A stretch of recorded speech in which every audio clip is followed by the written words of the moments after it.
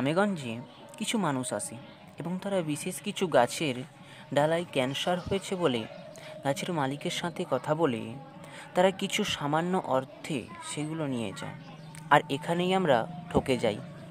আসলে ওই ক্যান্সার ডাল সম্বন্ধে যদি আমরা সঠিক জ্ঞান পেতাম তাহলে কোনো মতেই স্বল্প মূল্যে আমরা দিতাম না, বরং এখান থেকেই ভালো আয় হতো। তো আজ বাংলাতেই ভালোভাবে বুঝিয়ে বলি আসলে কি এই ক্যান্সার ডালা। এর আসল নাম কেরিয়া লাকা। লাকা শুধু এখন না, মহাভারত থেকেই এর ব্যবহার হয়ে আসছে।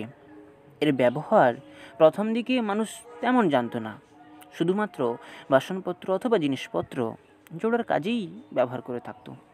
কিন্তু পরবর্তীকালে যখন এর উৎপাদন ও ব্যবহার উন্নতি ঘটতে থাকে, বর্তমানে লাকা থেকে বিভিন্ন জুয়েলারিও তৈরি করা হয়।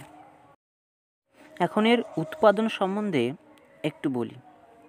আসলে এক প্রকার পোকা যার নাম কেরিয়া লাকা, এর মধ্যে ফিমেল কেরিয়া লাকা শিরীষ, কুসুম, পলাশ, কুল প্রভৃতি গাছে এরা ডিম পাড়ে এবং এদের শরীর থেকে এক প্রকার বিশেষ রেজিন প্রকৃতির আঠালো চটচটে পদার্থ বের হয়। সেটা গাছের ডালে প্রায় 1 থেকে 2 ইঞ্চি মোটা স্তর গঠন করে নিতে থাকে।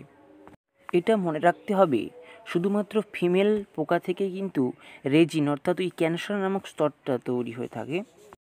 রেজিন স্তরযুক্ত ডাল ওই গাছের পুষ্টি শোষণ করে ও নিজের বৃদ্ধি ঘটাতে থাকে, অর্থাৎ এক প্রকার প্যারাসাইট। এটি প্রধানত মধ্য ভারত, মধ্যপ্রদেশ, পশ্চিমবঙ্গ প্রভৃতি জায়গায় অধিক মাত্রায় উৎপাদন হয়ে থাকে।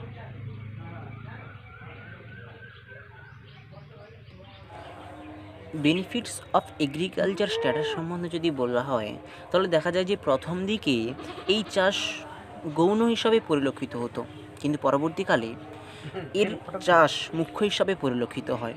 পরবর্তীকালে সরকারিভাবেই বলা হয় যেহেতু ভারতের উৎপাদন ভালো হচ্ছে সেহেতু এটাকে প্রধান বা প্রাইমারি অ্যাক্টিভিটি হিসাবেও গণ্য করা সম্ভব।